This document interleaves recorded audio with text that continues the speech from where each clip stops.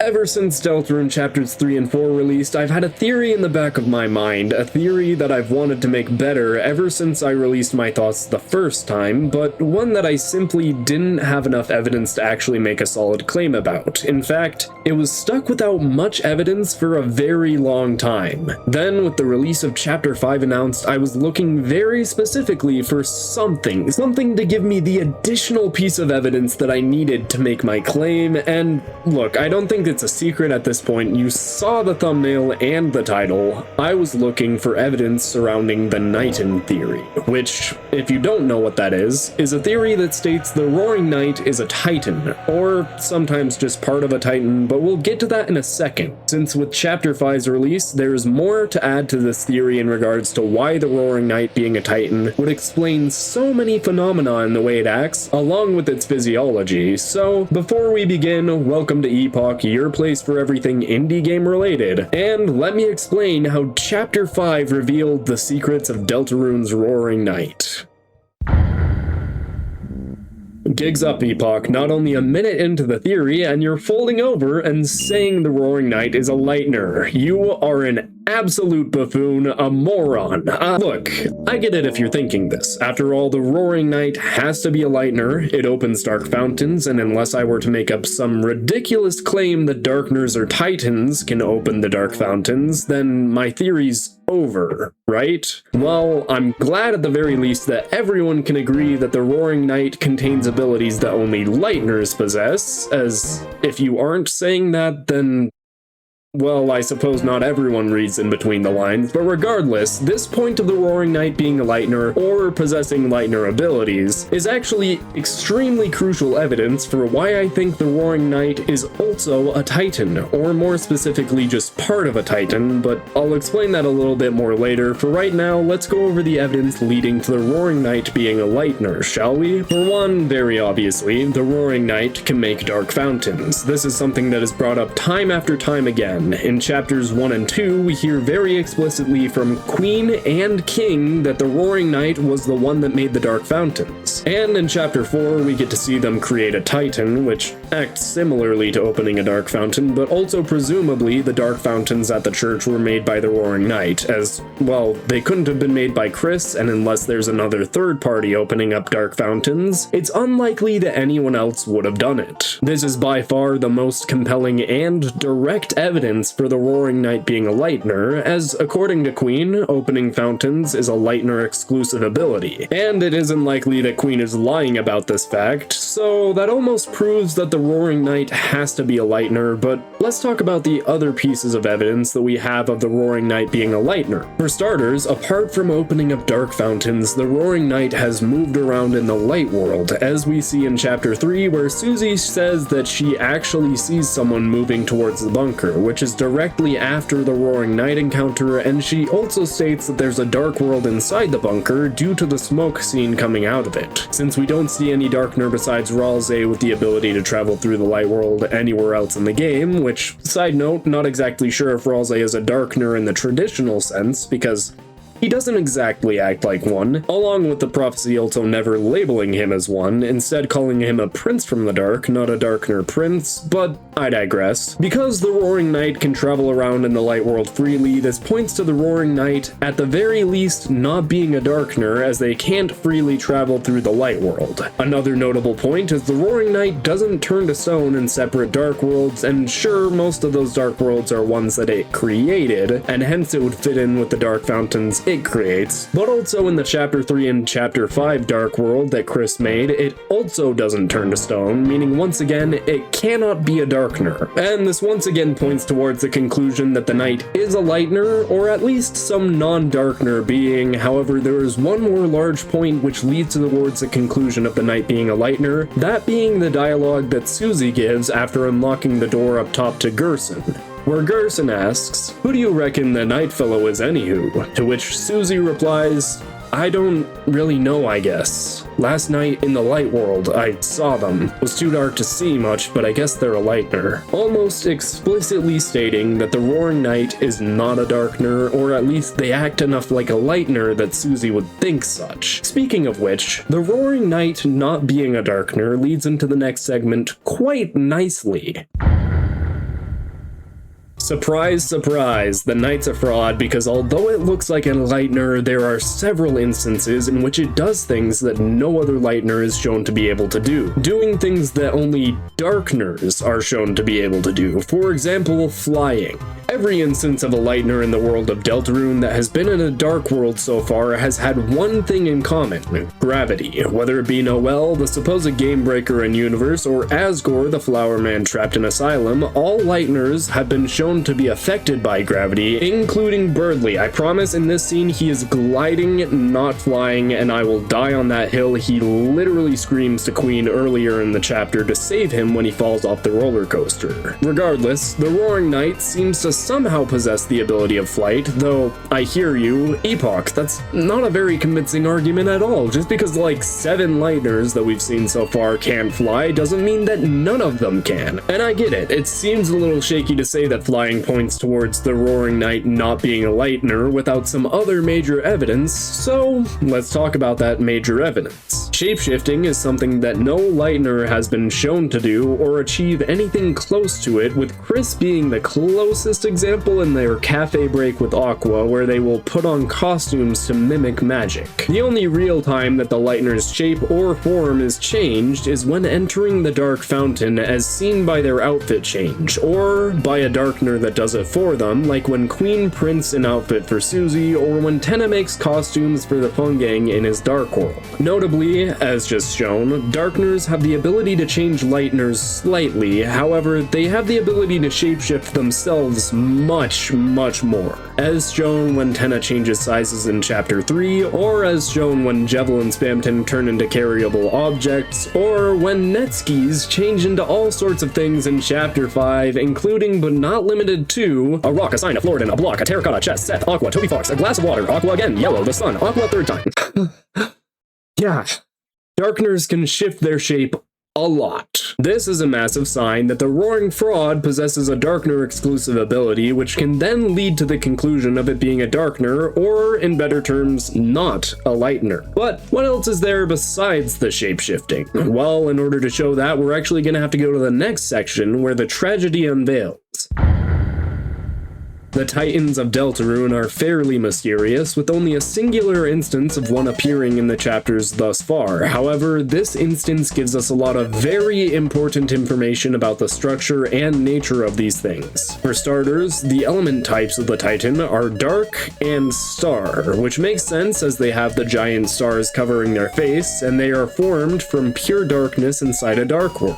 There are also some interesting things, like the fact that after going below 50% health, they enter a phase where they completely cover themselves or curl themselves up with their wings to heal, basically becoming impossible to damage further, and along with that, they fairly prominently have horns or some sort of protrusion from their heads. Now, these observations are especially interesting when comparing with the Roaring Knight, a being who, when going below 75% health, has a phase where it shakes violently and repeatedly tries to curl up into its ball form, which seems awfully familiar to when the Titans curl themselves up with their wings. But along with that, the Roaring Knight also has the Dark and Star element types and has prominent horns. But I hear the argument, well, the reason the Titan is like that is because it was formed by the Roaring Knight, though. That doesn't point towards the Roaring Knight being a Titan at all, and to that I say, Chapter 2. In Chapter 2, Ralsei gives a prophecy about the Roaring, one in which several Titans can be shown, with a central one that looks extremely large, along with 2 side ones that look awfully familiar, huh? But in case you don't see the resemblance, let me pull a picture of the Roaring Knight in its battle real quick.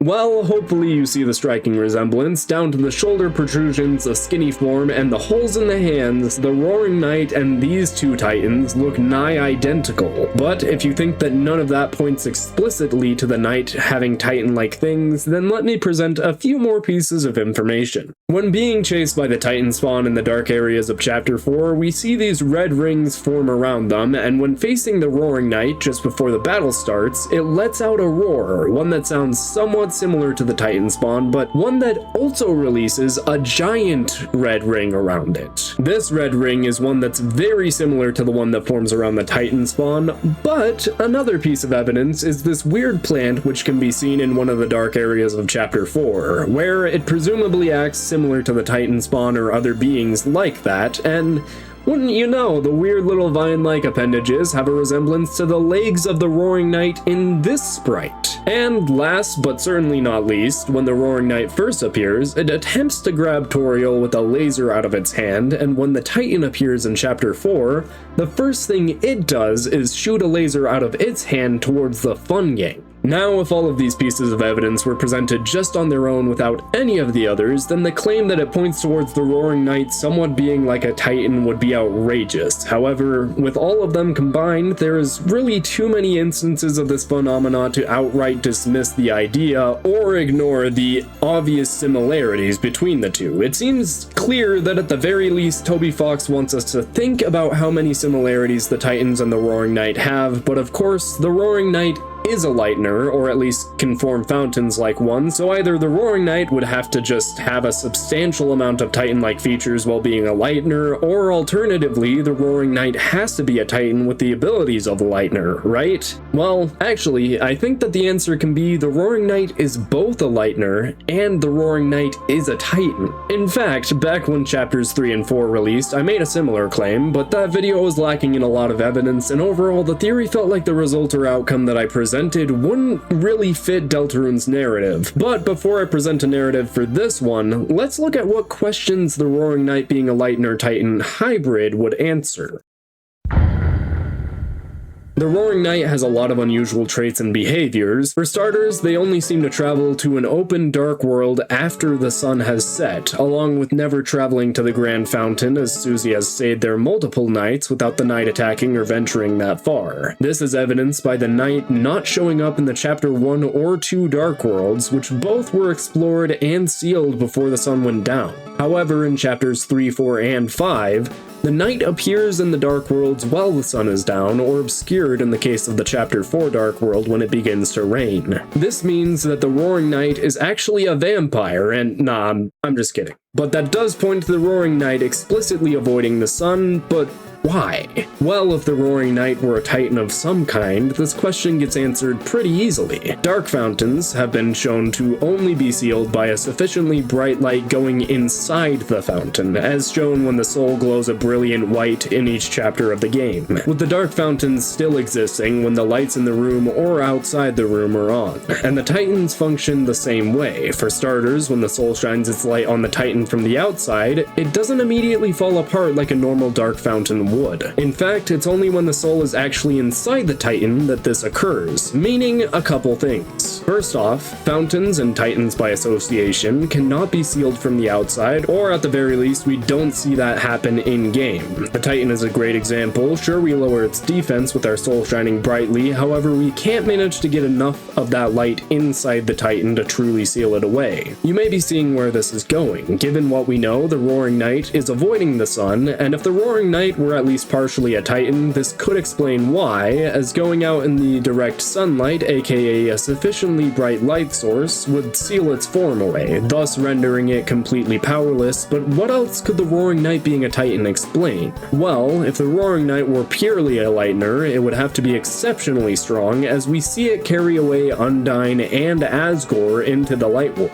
Two of the strongest monsters in all of Deltarune, as we literally see Undyne bench press a car, and Asgore being the previous chief of police would likely have been at least as strong, and yet the Roaring Knight is able to carry them through the Light World all the way across town and into the bunker at the bottom of Hometown where another dark fountain resides. Now, I'm not saying that it's impossible for someone to be able to carry the two strongest known monsters into the bunker, but the Roaring Knight being a Titan would make this a whole lot simpler, and the reason why is related to the previous point. A Titan can only be sealed when a sufficiently bright light source is shown on the inside of it, and since both of these instances of the Roaring Knight taking people happen during the nighttime when the sun isn't out, it's not impossible to say that the Roaring Knight held its Dark World form the entire way from one fountain to the next. After all, we have evidence of Dark World forms persisting even after Dark Fountains have been sealed in the case of Chris and Susie. In chapters 1 and 2, unsurprisingly, Susie and Chris's Dark World forms are immediately dispelled when exiting the Dark World. And the same thing occurs in chapter 5 when Asgore throws the two out of the Dark World while the sun is still up. However, later in chapter 5 when the Dark World is sealed and after the sun has set, we see something completely different with Susie and Chris's Dark World forms disappearing gradually. Now, I think the reason behind this is incredibly important when talking about the Roaring Night, so let me explain what I think is happening here. When Susie and Chris enter the Dark Worlds, their forms are changed by the ambient darkness shining on them from the Dark Fountain, and when Susie and Chris exit the Dark Worlds in chapters 1 and 2, there's enough light on the outside that the ambient darkness that was shown upon their forms is immediately dispelled. Similar to the Titans, but because Chris and Susie don't emit darkness from themselves, it happens a lot quicker. However, in the instances where the sun is down and there isn't a lot of light, the ambient darkness shown on them from the Dark Fountains persists longer, allowing their Dark World forms to continue existing. Now, why might this phenomena be important when explaining the Knight's actions? Well, once again, either the Knight is stronger than the two strongest monsters in Hometown with negligible difficulty, or alternatively, if its Dark World form persisted long enough, it could retain the power it has in it while traveling from the Dark Worlds at Toriel's house in Flower King all the way to the bunker, and here is where the Knight being a Titan helps in this case. If the Knight were part Titan, unlike Susie and Chris, it would emit darkness from its body, causing it to retain the Dark World form much longer as long as it were dark outside, as it wouldn't have to rely on the ambient darkness that was shown upon it from a previous Dark Fountain to keep the Dark World form longer, hence allowing it to stay in its form all the way to the bunker Dark World. And although those are already two massive questions solved by the Knight being a partial Titan, the third piece of evidence is actually fairly important and has to do with the flavor text that we get from Darkners around the game. For starters, in nearly every instance that the Knight is referenced by the Darkners, it's referred to as it. Not a very traditional word that's used when referring to a person, as even an unknown person would usually be referred to by the simple they. However, in King and Queen's dialogue, the Roaring Knight is specifically referenced as it, along with Sweet Cap'n Cakes also referring to the Knight as it. However, the Darkners aren't the only ones that refer to the Roaring Knight as an it, as the flavor text in the Roaring Knight's battle refers to the Knight as an it, with the direct quote being, "The enemy suddenly let down its guard," or, on a no-hit run, Chris coughed, "The enemy slowly tilted its head." Now, what can be inferred from the fact that the Roaring Knight is clearly referred to as it? Well, considering that wouldn't be a standard way to refer to another person, that means that every single character, including the narrator, seems to believe that the Knight is not a being that would normally be referred to as they. It would be something else, something unnatural, or something warranting calling the Roaring Knight an it. And given the fact that the Roaring Knight is referred to as an it, wanna know what else is referred to as an it by the characters in the game and by the flavor text? That's right, a Titan. If the Roaring Knight were a Titan, or at least partially a Titan, then it would explain why so many characters refer to it in the way they do. Or at the very least would make more logical sense than calling a Lightner in it, but with the large amounts of evidence finally piled up, we still have one glaring issue that pokes a hole in this hypothesis. One tiny little argument that can't be rebutted, one thing that truly can't be explained given the evidence we have at this time, that being, if the Roaring Knight is a Lightner-Titan hybrid, how? This is by far the largest thing that the theory has yet to explain. Sure, the Knight being a Lightner-Titan hybrid would answer a lot of questions, but what evidence in the game do we have of a mechanic like that? Well, unfortunately for this theory, there isn't evidence that a Lightner-Titan hybrid can exist, nor on how one would be made if that were to happen in the story. Realistically speaking, there are hundreds of explanations that could be made, such as a Lightner getting trapped in a forming Titan, or a Lightner being stuck inside a Titan after it was formed and sitting there for long enough, or a Lightner staying in a dark world so long that their anatomy changes. However, the problem with all of these hypotheses is the fact that we don't have evidence of this happening anywhere in the currently released chapters of Deltarune, and considering Chapter 6 probably won't just drop the bombshell of a Lightner Titan hybrid on us before the Roaring begins, or even at all, with Chapter 7 being the only likely chapter we would get answers from being years down the road, there's no evidence to truly prove that this is even possible, despite the amounts of evidence that could be explained by such a hybrid existing. And so, the final tragedy unveils, leaving the theory without any hard-set evidence that says a Lightner could merge with a Titan. However, despite that, if the Roaring Knight were a Titan, I do think I have a story that could explain how this being came to be. So, for those that are interested in pure speculation, where places that we go seem like fantasy, and places darker yet darker, here is my tale. A Lightner from hometown somehow received the information about how to create a dark fountain, whether that be through seeing one open and replicating the process, or written instructions. This Lightner took their wills, their desires, and formed a dark fountain.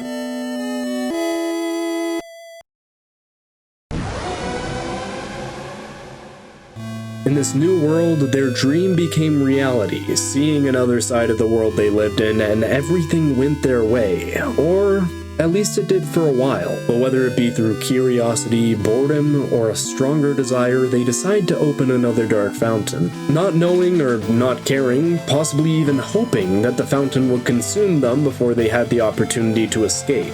This brought the Roaring Knight into being, a more mindless version of the Lightner that previously controlled the body. One that acted more on primal instinct than intuition, despite its clear ability to still think, or at the very least, plan.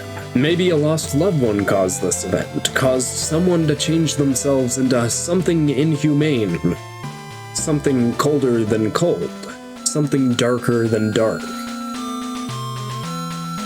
Maybe this being has formed over and over, slowly eating away at the host Lightner like a disease, causing a sickness to grow inside. Perhaps two children went too deep and became a monster, or perhaps it was something else entirely.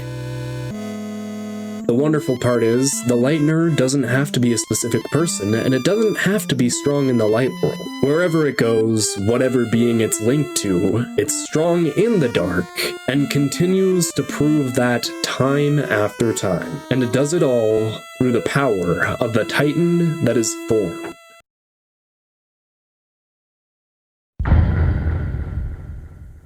But, of course, a theory is only a theory until proven otherwise, and unless or until we get evidence regarding a Titan merged with another being, or alternatively get a lack of evidence, this theory is truly just a possible explanation as to why so many key features of the Roaring Knight are present. Basically, this theory isn't trying to prove that the Roaring Knight is a Titan. After all, with the given evidence in the game, it's hard to prove that the Roaring Knight is much of anything at all, apart from being the main antagonist of the game, but this video's purpose is instead trying to find a way to explain all the features of the Roaring Knight while trying to take the least large leaps in logic possible. But regardless, I would love to hear all of your thoughts on this theory or alternative explanations for the Roaring Knight's actions that you think are more plausible than what I have presented. After all, someone may end up finding exactly what the Roaring Knight is, and along with that, will get us one step closer to finding out the whodunit mystery of the game that is Deltarune. And with that, I would just like to say thank you to the viewer for watching this video, and if you enjoyed, please leave a like on the video and subscribe if you want to see more videos like this, as it would help me enormously when creating whatever video I decide to make next. And until then, this has been Epoch, your place for everything indie game related. Do have a fantastic day, and I hope I will see you all in the next one.